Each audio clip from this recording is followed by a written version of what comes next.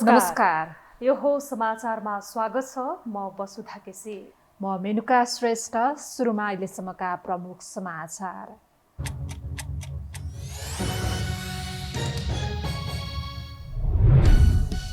रुसले आफूहरूको अनुरोध स्वीकार नगरेको प्रधानमन्त्रीको प्रष्टीकरण। सेनामा भर्ती भएकाहरूको उद्धार अनिश्चित। मृतक नेपालीका परिवारलाई क्षतिपूर्ति दिने रुसको तयारी। आगामी अधिवेशनमा समेत कानून नबन्ने भएपछि सभामुखको सक्रियता। विचाराधीन 12 विधेयक टुङ्ग्याउन सभापतिहरूलाई निर्देशन। संसदको महासचिव नियुक्ति शीतल निवास मालपत्र। सहकारी सञ्चालक तथा पूर्व सांसद इच्छा राज तामाङ सम्पत्ति शुद्धिकरण मुद्दामा दोषी ठहर। रासोपा सभापति विरुद्ध परेको उजुरी सिआइबीले हेर्ने। पीडितहरू चरणबद्ध आन्दोलनमा। विवादका बावजुद भारतको अयोध्यामा राम मन्दिरको प्राण प्रतिष्ठा भोलि। प्रधानमन्त्री मोदीले उद्घाटन गर्ने। 13,000 सुरक्षाकर्मी परिचालन। चारै शङ्कराचार्यको उपस्थिति अनिश्चित। र अन्डर 19 विश्वकप क्रिकेटमा न्युजिल्यान्डले नेपाललाई दियो 303 रनको विशाल लक्ष्य। दबावमा रहेको नेपाल जवाफी ब्याटिङमा जित निकाल्न नेपाललाई मुस्किल।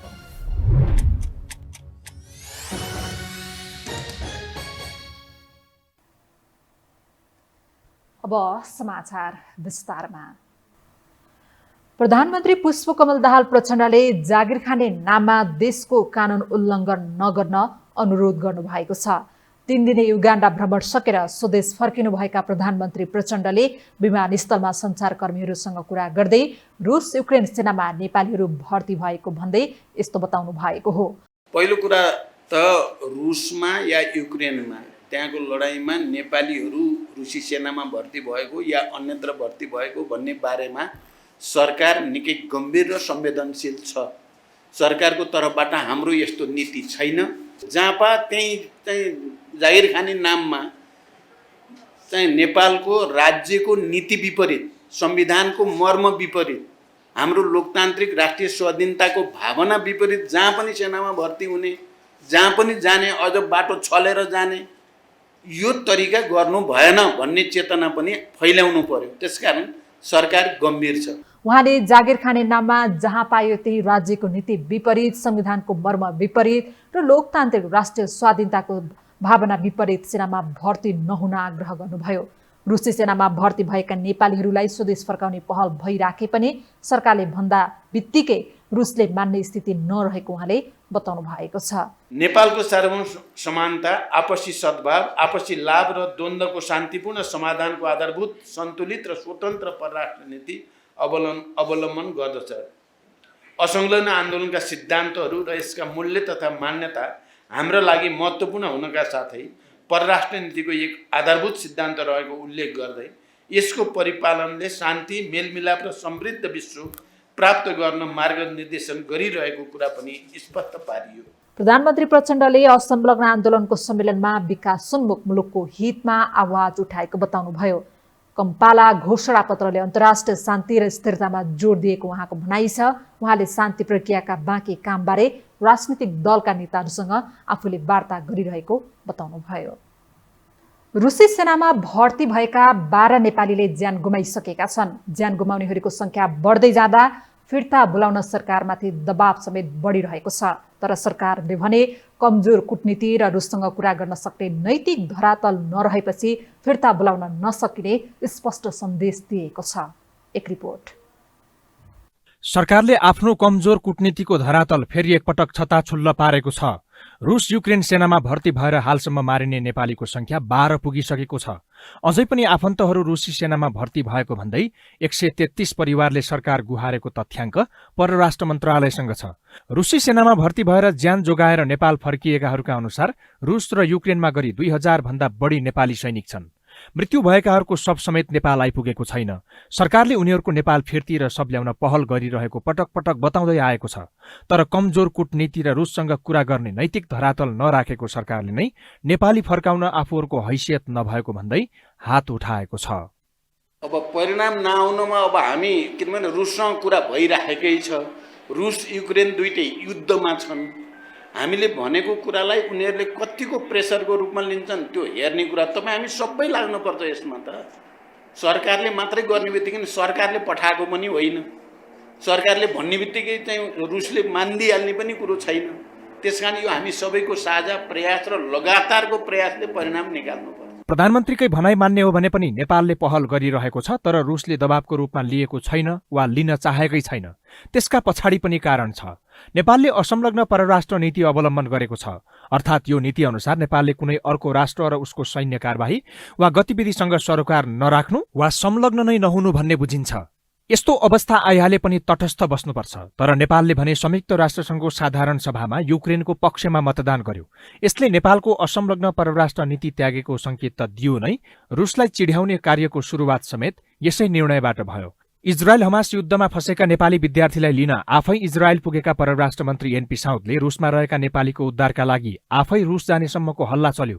यद्यपि हमासले बन्धक बनाएका विपिन जोशीको उद्धार अझै पनि भएको छैन। सरकारको कूटनीतिक सक्षमताले काम गर्ने भए अहिले विपिन जोशी नेपाल फर्किसकेका हुनुपर्ने हो। रुसमा रहेका नेपालीहरू मारिन थालेको खबर धमाधम आउन थालेपछि साउद आफै रुस जाने सार्वजनिक दावी गरियो। तर न त उनलाई भ्रमणका लागि रुसले बोलाएको थियो, न त भ्रमणमा जानेबारे रुससँग आफूले इच्छा नै जाहेर गरेका थिए। तर उनी भने रुस जानको साटो युगाण्डाको कम्पाला पुगे। यसमा पनि कारण छ। रुस आफै पनि नेपालका अधिकारीलाई भ्रमणको निम्तो दिन इच्छुक छैन, किनभने नेपालले असंलग्न परराष्ट्र नीतिको विपरीत रुसको विपक्षमा मतदान गरेको छ। यसले नेपाल अमेरिकाको पक्षमा ढल्किएको बुझेको रुसले नेपाल सरकारको आवाज सुन्न समेत इच्छा देखाउन चाहेन। त्यसमाथि नेपाली फिर्तीका लागि सरकारले गरेको पछिल्लो पटकको आग्रहबाट रुस असन्तुष्ट छ। साउन 16 र मङ्सिर 18 मा नेपालीहरूलाई रुस नजान आग्रह गर्दै फिर्ता पठाउन पहल गरिदिन रुसलाई आग्रह गर्दै एउटा विज्ञप्ति सार्वजनिक भयो। तर पुस 4 गते जारी विज्ञप्तिमा भने कडा भाषा बोलेको सरकारले नेपालीलाई सेनामा भर्ती नगर्न र उनीहरूको बारेमा आधिकारिक रूपमा यथाशीघ्र जानकारी गराउन स्पष्ट अडान राखेको थियो। विज्ञप्तिमा प्रयोग गरिएको धम्कीको भाषाले समेत रुस असन्तुष्ट देखिन्छ। यसै कारणले पनि रुसले नेपालको आवाज सुन्न चाहदैन। रुसको सरकार नेपालप्रति नाखुस छ भन्ने कुरा बुझाउँछ। किन भन्दाखेरि 3 पटक रुसको विरुद्ध भोट हालेको छ र चाहिँ रुसलाई मात्र चाहिँ किन भनेर चिठी लेखा हुनाले यो भेदभाव गरेकोमा उनीहरू खुसी नभएको प्रश्न देखिन्छ। नेपालले अहिले भारत र बेलायतमा मात्रै नेपालीलाई सेना पठाउन सक्छ। त्यसबाहेक अरू देशमा हुने सैनिक भर्ती गैर कानूनी मानिन्छ। रुसले भने नेपालीहरू रुसी सेनामा भर्ती भएको र हताहत भएको बारे जानकारी नभएको बताउँदै आएको छ। विदेशीहरू रुसी सेनामा सेवा गर्न नपाउने स्पष्ट अडान रुसको छ। तर रुसले विदेशी नागरिक सेनामा भर्ती हुन आए रुसको नागरिकता दिनेदेखि आकर्षक अफर सार्वजनिक गरेको विषय भने बिर्सिएको छ। नेपाली नागरिकलाई आफूहरूले भर्ती नगराएको र उनीहरू स्वेच्छाले गएको तर्क रुसको छ।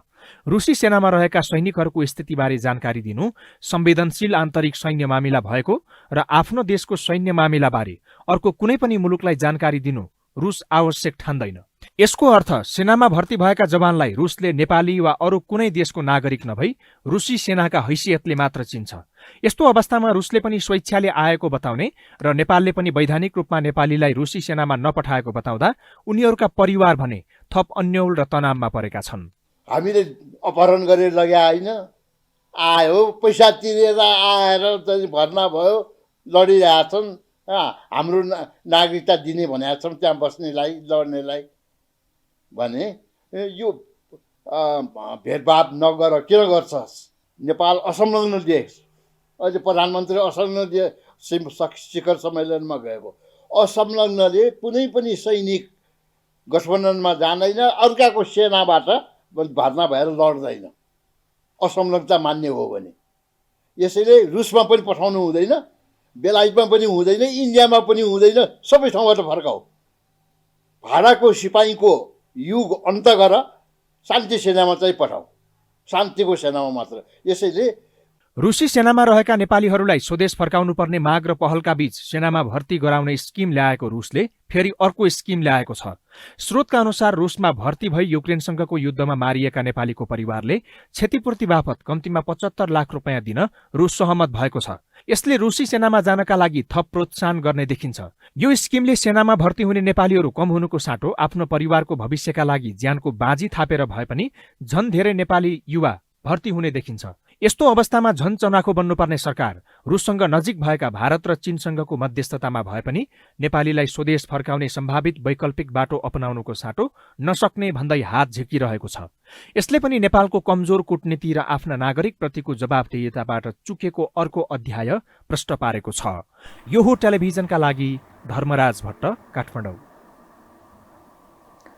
संघीय संसदको हिउँदे अधिवेशन पनि बिजनेसविहीन बन्ने चिन्ताका बीच सभामुख देवराज घिमिरेले सक्रियता देखाएका छन्।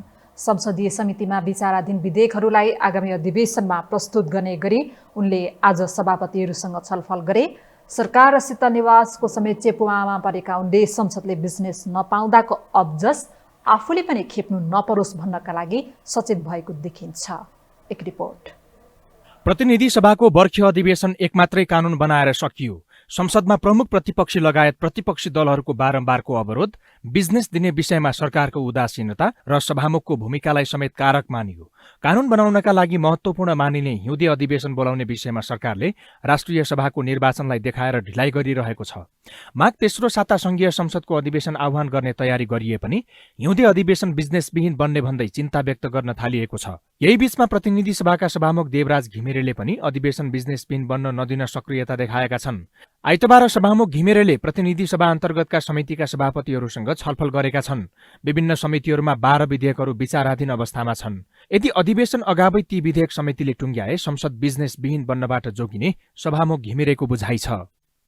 समितिभित्र विधेयक प्रस्तुत भएका ठाउँहरूमा विधेयकमाथिको छलफल कहाँ पुगेको छ र अब के भनेदेखि आउँदो सत्रमा चाहिँ त्यो पेश गर्ने ठाउँमा पुग्यो पुगेन, कति बाँकी छ, के छ, कति अप्ठ्यारो छ, विधेयकहरू कहाँ पुगे हिजो पेश भएकामा भन्ने कुरामा आधारित थियो। त्यसमा सबैबाट रिपोर्टहरू प्राप्त हुँदाखेरि अब सबैले सक्न लागेको केही इस्युहरूमा अलिक समझदारीपूर्ण ढङ्गबाट सक्नु उपयुक्त हुन्छ। त्यसरी सकिन्छ कि भनेर केही कोसिसहरू भइरहेको जस्तो रिपोर्टहरू प्राप्त भयो। संसदको अधिवेशन सुचारू नभए पनि संसदीय समितिहरूले भने समितिसँग सम्बन्धित विधेयकमा मन्थन गरिरहेका छन्। संक्रमणकालीन न्याय सम्बन्धी टीआरसी, सम्पत्ति शुद्धिकरण सम्बन्धी विधेयक, शिक्षा विधेयक, संवैधानिक परिषद लगायतका महत्वपूर्ण विधेयकहरू विचाराधीन छन्। प्रतिनिधि सभामा नै क्यालेण्डर अनुसार चल्नुपर्ने बहसका बीच सभामुख घिमिरेले भने संसदीय समितिहरू पनि क्यालेण्डर अनुसार सञ्चालन गर्ने प्रयास भए पनि सफल नभएको बताएका छन्। संसदलाई प्रभावकारी ढङ्गबाट लैजानका लागि क्यालेण्डर बनाएर कार्यान्वयन गरी अघि बढ्नुपर्ने बताएका सभामुखले हिउँदे अधिवेशन चाँडै बोलाउने र तयारी छिटो गर्ने काम भइरहेको प्रतिक्रिया दिएका छन्। सिङ्गो सत्रभरिको क्यालेण्डर बनाऊ र यो कहिलेसम्म सत्र सञ्चालन गर्ने भन्ने बारेमा एउटा समझदारीपूर्ण ढङ्गले अथवा एउटा योजनाबद्ध ढङ्गबाट बनाऊ भने जस्ता कुराहरूमा छलफल चलिरहेको छ। त्यसमा उहाँहरूका सल्लाह सुझावहरू प्राप्त भएका छन् र यिनै कुराहरूमा अब के भनेदेखि आउँदो हिउँदे सत्र अथवा तेस्रो अधिवेशन चाँडै बोलाउने, त्यसको लागि अब हामीले गर्ने तयारीहरू चाहिँ छिटो सकौँ र छिटो हामीले तयारी गऱ्यौँ भने अब बोलाउँ भनेर चाहिँ हामीले सरकारलाई अथवा हाम्रो प्रणालीलाई चाहिँ लान सकिन्छ भन्ने यही राय परामर्श सहितको हाम्रो बैठक। आफ्नो समितिमा विचाराधीन विधेयकको बहस छाडेर 4 समितिले एनसेलको 80% सेयर खरिद बिक्री प्रकरणबारे प्रधानमन्त्रीको स्पष्टीकरण लिन तम्सिए। राज्य व्यवस्था तथा सुशासन, अर्थ समिति, लेखा समिति र विज्ञान प्रविधि समितिले यसबारे छलफल चलाएका थिए। नेपाली कंग्रेसका सांसद रामहरि खतिवडा सभापति रहेको राज्य व्यवस्थाले प्रधानमन्त्रीलाई बोलाएर स्पष्टीकरण मागेपछि त्यसअघि 30 दिनभित्र छानबिन गर्न निर्देशन दिएको लेखा समितिका सभापति एमाले सांसद ऋषिकेश पोखरेलले एनसेल दबाउन प्रपञ्च भएको भन्दै असन्तुष्टि नै जनाएका थिए। यसबारेको गुनासो खतिवडाले सभामुखसम्मै पुर्याए। एउटै विषयहरू विभिन्न समितिले हेर्ने गरेको भन्दै फरक नतिजा आए अनुसन्धान प्रभावित हुन सक्नेतर्फ सचेत गराएका छन्। कतिपय विषयमा विभिन्न समितिहरू बीचमा एउटै इस्युमा हेरेको जस्तै तपाईँहरूले देख्नु भएको छ। एनसेलकै प्रकरणमा राज्य व्यवस्था समिति, लेखा समिति, अर्थ समिति र सञ्चार समितिले हेरेको छ। यो बारेमा पनि एक ठाउँमा बसेर छलफल गर्न पाए राम्रो हुन्थ्यो भनेर मैले भने सभामुखले एकचोटि 4वटा समितिका सभापतिलाई बोलाएर छलफल गराउनुहोस् भने। संघीय संसदको महासचिव नियुक्तिमा अहिले पनि संसद र शीतल निवास बीच टक्राव परिरहेकै छ। अर्थात् सभामुख देवराज घिमिरे र राष्ट्रिय सभा अध्यक्ष गणेश प्रसाद तिमेल सिन्हाले सचिव पद्मप्रसाद पाण्डेलाई महासचिव पदमा नियुक्तिका लागि सिफारिस गरे। तर महासचिव भरतराज गौतमको राजीनामा स्वीकृत नहुँदै हतार हतार पाण्डेलाई सिफारिस गरिएको भन्दै राष्ट्रपति कार्यालयले सिफारिस रोकिदियो।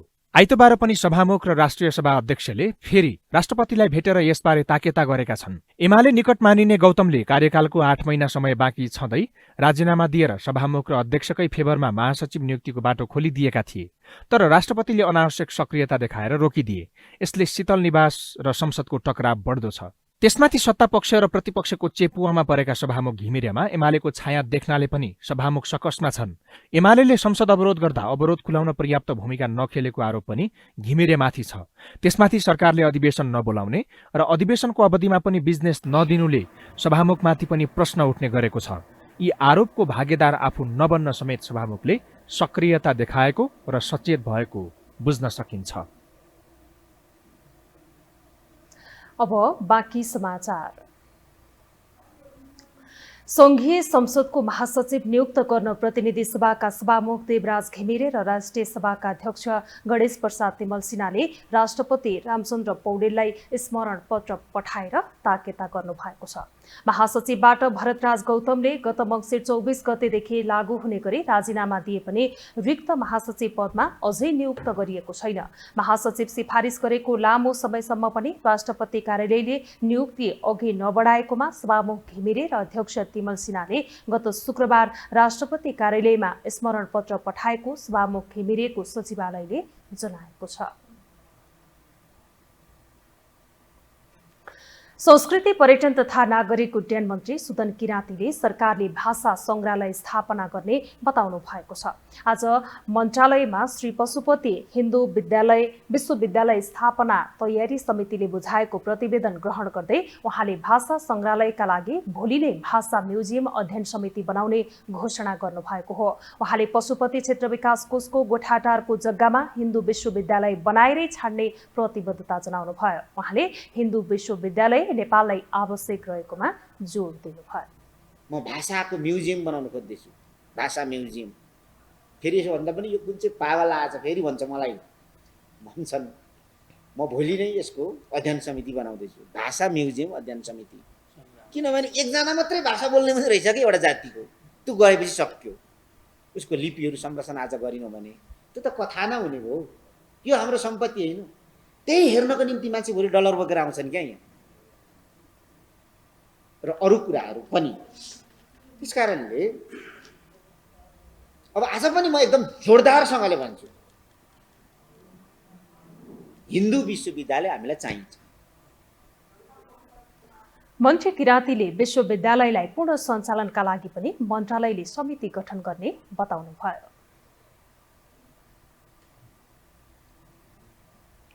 विशेष अदालतले civil saving and credit cooperative लिमिटेडका सञ्चालक इच्छाराम तामाङलाई दोषी ठहर गरेको छ। सोही मुद्दामा अध्यक्ष न्यायाधीश टेकनारायण कुँवर, सदस्य न्यायाधीशहरू हेमनारायण सिंह राई र मुरारी बाबु श्रेष्ठले तामाङलाई दोषी ठहर गरेको विशेष अदालतले जनाएको छ। विशेष अदालतले उनीहरूमाथि 3 वर्षभन्दा बढी सजाय हुन सक्ने भन्दै कसुर निर्धारणका लागि छुट्टै एजालसमा पेश गर्न आदेश समेत दिएको छ। उनीहरू विरुद्ध 1 वर्ष अघि सम्पत्ति शुद्धिकरण विभागले अनुसन्धान गरी विशेष अदालतमा मुद्दा दायर गरिएको थियो। सम्पत्ति शुद्धिकरण विभागले तामाङसँग 3 अर्ब 31 करोड 85 लाख 92,942 रुपियाँ बिगो दावी गर्दै मुद्दा हालेको थियो।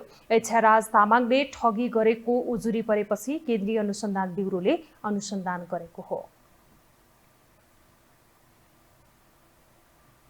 राष्ट्रिय स्वतन्त्र पार्टीका सभापति रवि लामिछानेले अहिले सहकारी घोटाला प्रकरणमा तानिएका छन्। टेलिभिजन खोल्न जीवी राईको साझेदारी बनेका उनी विरुद्ध उजुरी नै परेको छ भने कारबाहीको माग गर्दै आन्दोलन समेत भएको छ। यसबीचमा उपप्रधान एवं गृहमन्त्री नारायण काजी श्रेष्ठको निर्देशनपछि प्रहरीको केन्द्रीय अनुसन्धान ब्युरो नै यो सहकारी घोटाला प्रकरणको अनुसन्धान सुरु गरेको छ। एक रिपोर्ट। जीवी राई सहितको टोलीले गरेको सहकारी घोटाला प्रकरणमा राष्ट्रिय स्वतन्त्र पार्टीका सभापति रवि लामिछाने तानिएको विषय पेचिलो बन्न थालेको छ। उनको नाममा पनि ऋण लगानी भएको तथा ऋण खाने गोर्खा मिडिया नेटवर्कको समेत सञ्चालक भएकाले रवि यसमा तानिँदै आएका हुन्। तर उनी विरुद्ध उजुरी समेत परेको छ भने काङ्ग्रेसको भातृ संगठन नेपाल विद्यार्थी संघले कारबाहीको माग राख्दै आन्दोलन नै गरेको छ। यसैबीच सहकारी ठगीमा प्रहरीको केन्द्रीय अनुसन्धान ब्युरो CIB ले पनि अनुसन्धान अघि बढाएको छ। सहकारी ठगी प्रकरणमा लामिछाने जोडिएपछि उनीमाथि अनुसन्धान अघि बढ्न सक्ने संकेत गत पुस 16मा नै राज्य व्यवस्था तथा सुशासन समितिको बैठकमा गृहमन्त्री नारायण काजी श्रेष्ठले गरेका थिए। बालकुमारी घटनामा नियतमाथि प्रश्न उठाएपछि जवाफमा गृहमन्त्री श्रेष्ठले केही गर्ला कि भनेर रविले पहिले नै खुट्टा उचालेको टिप्पणी समेत गरेका थिए। तर खुट्टा उचाले पनि समाइन्छ भनेका उनले भागेर कतै जान नसक्ने संकेत गरेका थिए। त्यसपछि ब्युरोका प्रवक्ता SP नवराज अधिकारीले जिल्ला प्रहरी कार्यालयमा पत्रचार गरेर फाइल झिकाएका थिए।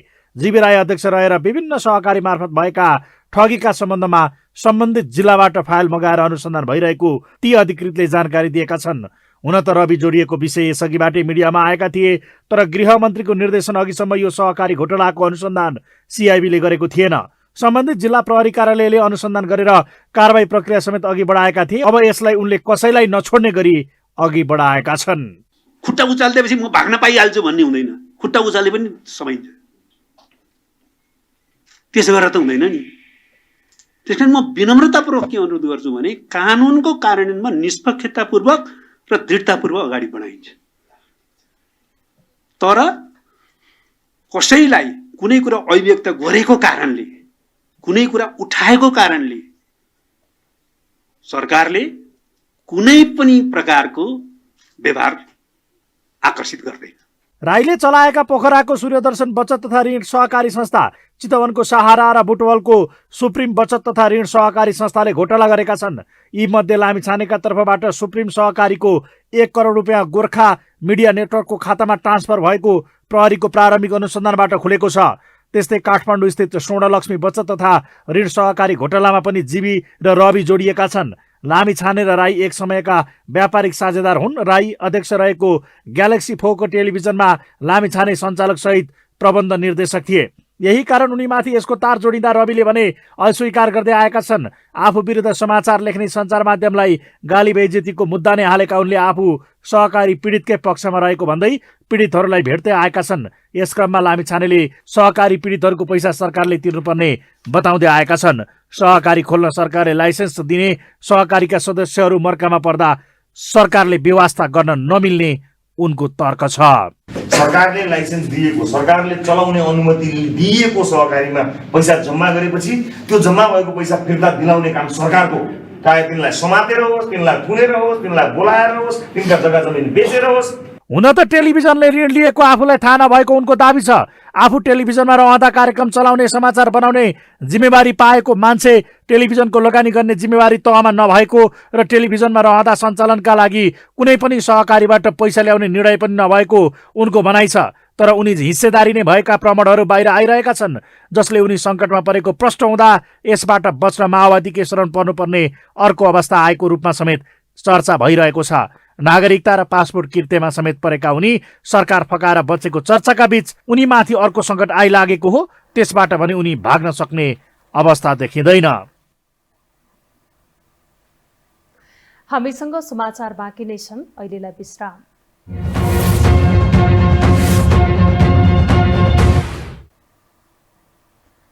विश्रामपछि स्वागत छ। अब बाँकी समाचार। प्रमुख प्रशासकीय अधिकृत नहुँदा देशभरका स्थानीय तहको काम प्रभावित बनेको छ। देशभरका 753 स्थानीय तहमध्ये अझै पनि 190मा प्रमुख प्रशासकीय अधिकृतको पद रिक्त रहेको छ। एक रिपोर्ट।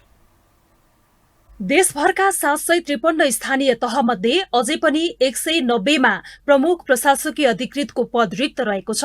स्थानीय तहको दोस्रो पटक निर्वाचन भएर जनप्रतिनिधि आउँदा समेत स्थानीय तहमा कर्मचारी अभाव र प्रमुख प्रशासकीय अधिकृतको समस्या समाधान हुन सकेको छैन। प्रमुख प्रशासकीय अधिकृतको पद रिक्त हुँदा करिब 190 स्थानीय तहको प्रशासकीय सेवा प्रभावित बनेको हो।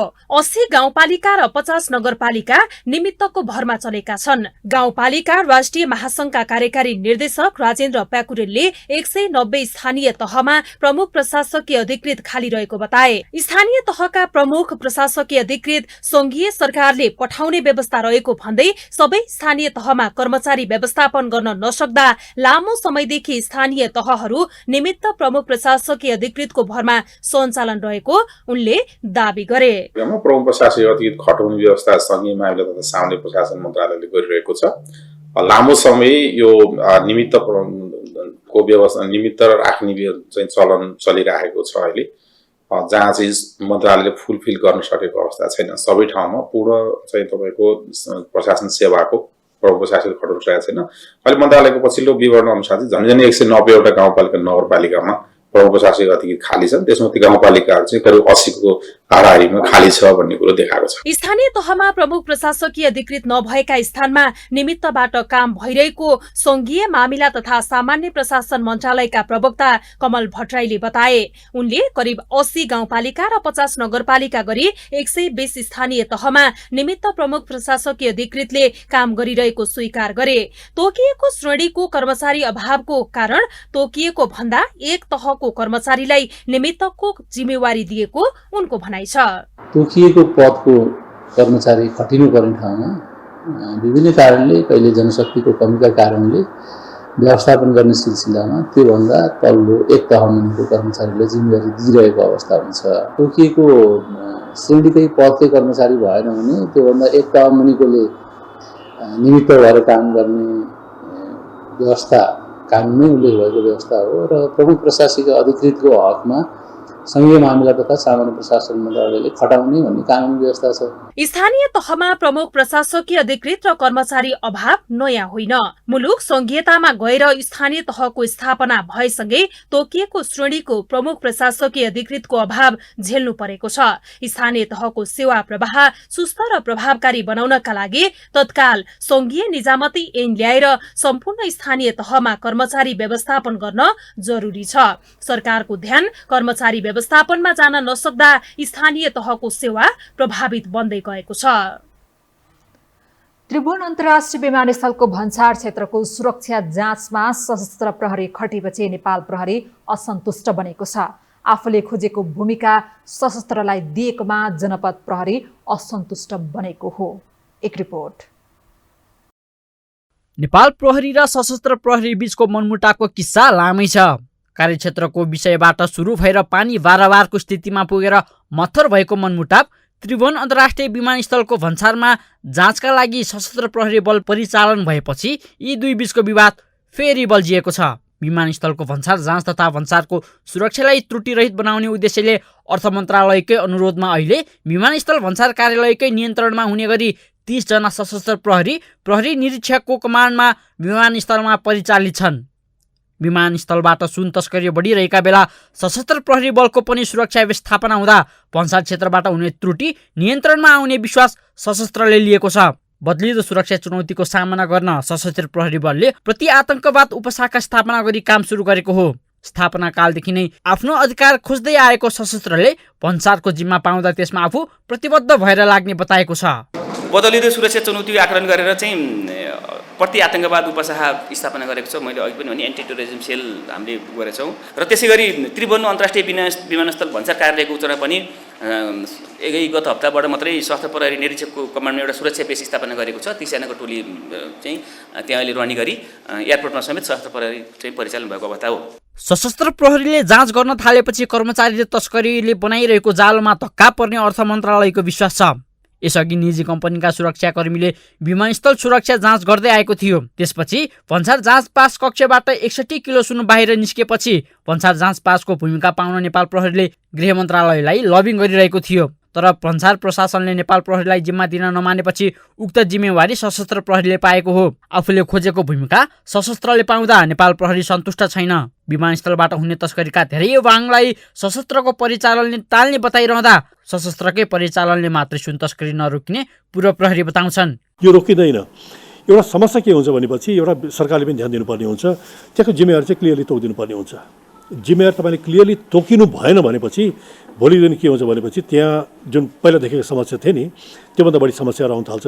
निकायहरू भएपछि के हुन्छ भनेपछि तपाईँ फ्रिक्सनहरू बढी हुन थाल्छ कि त्यहाँ आफ्नो क्षेत्रको कुराहरू आउला, आफ्नो जिम्मेवारी कुराहरू आउला होइन।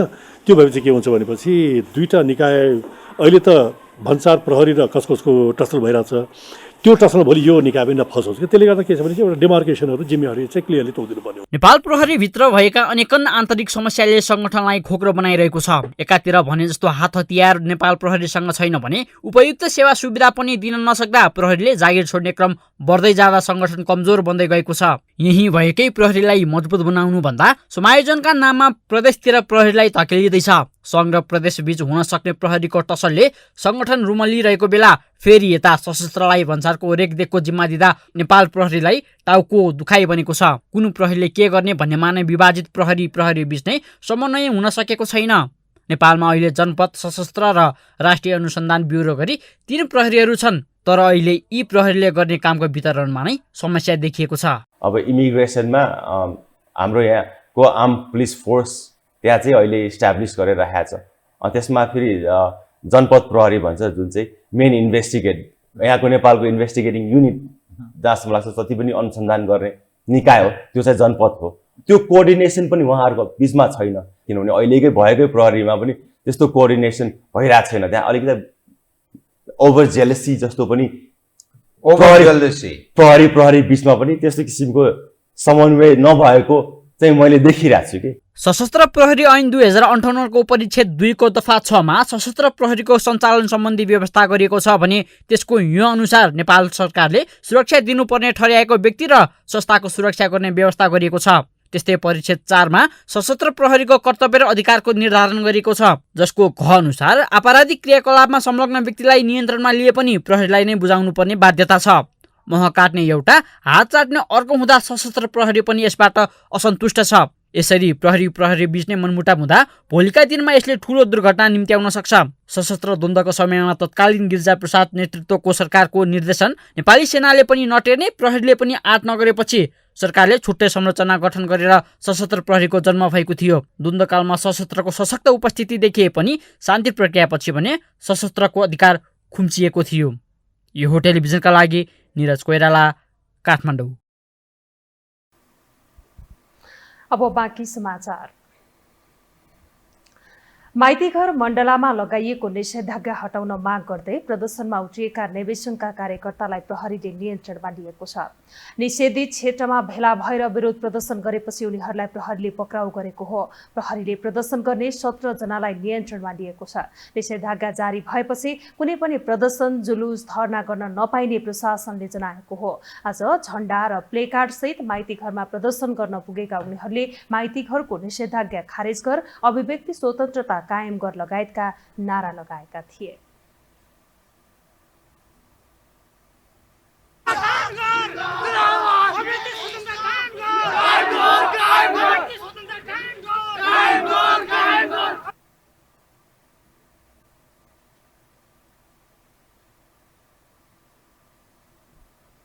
भारतको अयोध्यामा उद्घाटन हुन लागेको राम मन्दिरको प्राण प्रतिष्ठाको पूर्व सन्ध्यामा धनुषा, महोत्तरी लगायतका जिल्लाहरूमा शोभायात्रा निकालिएको छ। आज महोत्तरीको जलेश्वर र धनुषाको जनकपुर धाममा सांस्कृतिक बाजागाजा सहितको र्याली निकालिएको हो। उनीहरूले नगर परिक्रमा गर्दै कलश यात्रा समेत निकालेका थिए। भगवान रामको जन्मस्थल मानिने भारतको अयोध्यामा भव्य राम मन्दिर बनाइएको छ। नेपालभरका 5000 मन्दिरहरूमा भोलि मध्याह्न 12 बजेदेखि 1 बजेसम्म सत्सङ्ग, भजन, कीर्तन गर्ने, विजय महामन्त्र जप, आरती, दीप उत्सव गर्न आह्वान गरिएको छ। यसैबीच राम मन्दिरमा प्राण प्रतिष्ठा कार्यक्रमको अवसरमा कपिलवस्तुका 4 स्थानीय तहले सार्वजनिक बिदा घोषणा गरेको छ।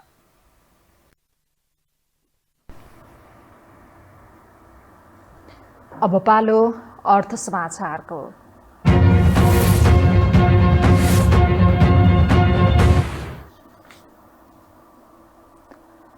भन्सार विभागले सरकारी संयन्त्र भन्दा पनि तस्कर चलाखुदा सुन तस्करी नियन्त्रण गर्न नसकेको बताएको छ। आज विभागमा भएको छलफलमा महानिर्देशक शोभाकान्त पौडेलले सरकारले तस्करी नियन्त्रण गर्न विभिन्न उपाय र प्रविधिको प्रयोग गरे पनि तस्कर झन धेरै चलाक हुँदा चोरी पैठारी नियन्त्रणमा समस्या भएको बताउनु भएको हो। सुन तस्करी प्रकरणपछि विभागले चलाखीपूर्ण तरिकाले काम गरिरहेको तर पनि तस्करी पूर्ण रूपमा रोक्न नसकेको उहाँले स्वीकार गर्नुभयो। विश्वका विकसित देशबाट पनि सुन तस्करी भएर नेपाल आएको उदाहरण दिँदै उहाँले नेपालको भन्सार विभागलाई मात्रै कमजोर नठान्न आग्रह गर्नुभएको छ।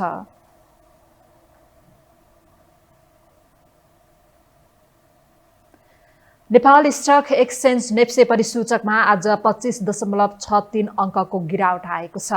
नेप्से परिसूचक आज 1.18% घटेर 2130.18 अङ्कको बिन्दुमा कायम भएको हो।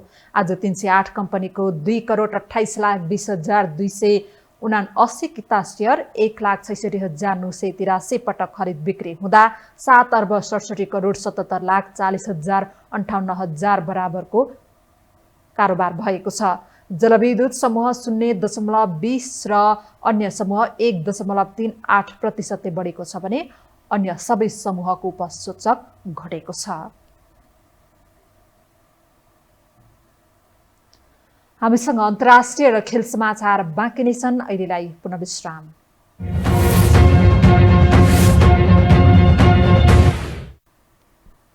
विश्रामपछि स्वागत छ। अब पालो अन्तर्राष्ट्रिय समाचारको।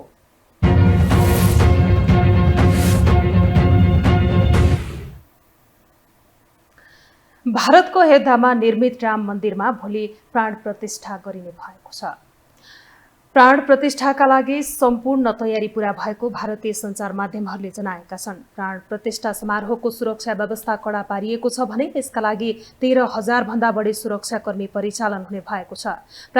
प्राण प्रतिष्ठा समारोहमा भारतीय प्रधानमन्त्री नरेन्द्र मोदी सहभागी हुँदैछन्। मोदीको सुरक्षाका लागि 260 उच्च सुरक्षा अधिकारीका साथै 1,000 कन्स्टेबल तैनाथ गरिने जानकारी दिएको छ। अयोध्यामा भगवान रामको प्रतिमामा हुन लागेको प्राण प्रतिष्ठा समारोहलाई लिएर अहिले पुरै भारत राममय भएको छ। यो समारोहका लागि अयोध्यामा 100 मञ्च निर्माण गरिएको छ भने उक्त मञ्चमा 2500 कलाकारले प्रस्तुति दिने भारतीय सञ्चार माध्यम आज तकले जनाएको छ। यद्यपि यो त्यति नै विवादरहित भने बनेको छ। बनेको छ। केन्द्रीय वित्त मन्त्री निर्मला सीतारमणले प्राण प्रतिष्ठा कार्यक्रममा प्रत्यक्ष प्रसारणमा तमिलनाडु सरकारले प्रतिबन्ध लगाएको आरोप लगाउनु भएको छ। तमिलनाडु सरकार र प्रहरीले असहयोग गरेको मन्त्री सीतारमणले आरोप लगाउनु भएको हो। तर केही राज्यले भने सरकारी कार्यालयहरूमा बिदाको घोषणा समेत गरेका छन्। मन्दिर निर्माण कार्यभन्दा अगाडि नै प्राण प्रतिष्ठा गर्न लागि प्रति आपत्ति जनाउँदै जोशी रमठ स्थित ज्योतिष पीठ शङ्कराचार्य अभिमुक्तेश्वर नन्द सरस्वतीले 4 जना शङ्कराचार्यले कार्यक्रममा सहभागी नहुने बताएका छन्। तर यसमा केही सहभागी हुने जानकारी प्राप्त भएको भारतीय सञ्चार माध्यमहरूले उल्लेख गरेका छन्। मुस्लिम र हिन्दू दुवै धर्मको दाबीका कारण अयोध्या सधैँ विवादित रहँदै आएको थियो। मुस्लिमले कब्जा गरेको जग्गाको विषय लामो समय विवादित बनेको थियो। सन् 2019 को नोभेम्बर 9 मा त्यहाँको सर्वोच्च अदालतले सम्पूर्ण जग्गा राम जन्मभूमिको रहेको फैसला गर्दै अयोध्या रामको जन्मस्थल भनेर मान्यता दिएको थियो।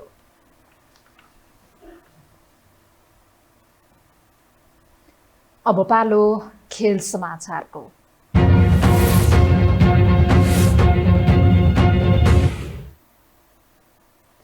आइसिसी अन्डर 19 विश्वकप क्रिकेट प्रतियोगितामा नेपालले जितका लागि 303 रनको लक्ष्य पाएको छ। इस्ट लन्डनमा टस जितेर पहिले ब्याटिङ गरेको न्युजिल्यान्डले निर्धारित 50 ओभरमा 8 विकेट गुमाउँदै 302 रन बनायो। न्युजिल्यान्डका लागि सेन्थ हिथ रेड्डीले 148 रनको शतकीय पारी खेले। 125 बल खेलेका उनले 11 चौका 6 छक्का प्रहार गरे। त्यस्तै कप्तान ओस्कर ज्याक्सनले 75 रनको अर्धशतकीय पारी खेले।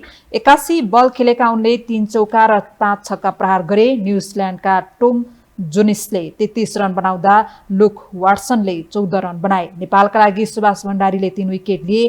त्यस्तै गुलसन झाले 2 विकेट लिँदा दिपेश कण्डेल, तिलक भण्डारी र आकाश त्रिपाठीले 1-1 विकेट लिए। अहिले नेपालले जवाफी ब्याटिङ गरिरहेको छ। जवाफी ब्याटिङमा आएको नेपालको सुरुवाती ब्याटिङ धर्मरा आएको थियो। 0 रनमै नेपालले 1 विकेट गुमायो। पहिलो ओभरको 3 बलमै दीपक बोहरा पेभिलियन फर्किए भने 5औं ओभरमा आकाश त्रिपाठी 2 रन बनाएर आउट भए। नेपालले 18 रन जोड्दा 2 विकेट गुमाएको थियो। यो समाचार तयार पार्दासम्म नेपालले 15 ओभरमा 2 विकेट गुमाएर 71 रन बनाएको छ।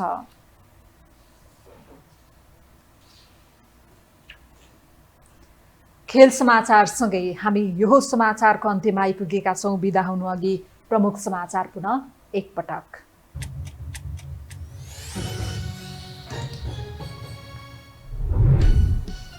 रुसले आफूहरूको अनुरोध स्वीकार नगरेको प्रधानमन्त्रीको प्रष्टीकरण। सेनामा भर्ती भएकाहरूको उद्धार अनिश्चित। मृतक नेपालीका परिवारलाई क्षतिपूर्ति दिने रुसको तयारी। आगामी अधिवेशनमा समेत कानून नबन्ने भएपछि सभामुखको सक्रियता। विचाराधीन 12 विधेयक टुङ्ग्याउन सभापतिहरूलाई निर्देशन। संसदको महासचिव नियुक्ति शीतल निवासमा अलपत्र।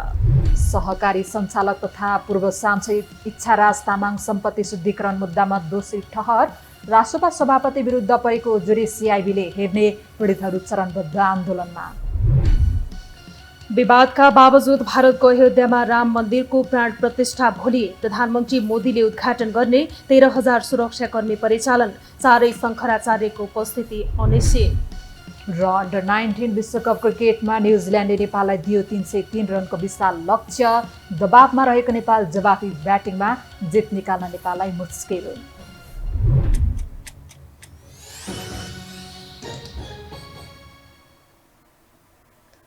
हवस् त यो समाचार सकियो। समाचार बुलेटिनका साथै यो टेलिभिजनका सम्पूर्ण कार्यक्रम यो टेलिभिजन.com यो खबर.com युट्युब र फेसबुकमा पनि पढ्न र हेर्न सक्नुहुनेछ। मोबाइलमा यो टिभी एप डाउनलोड गरी हामीलाई प्रत्यक्ष हेर्न सक्नुहुनेछ।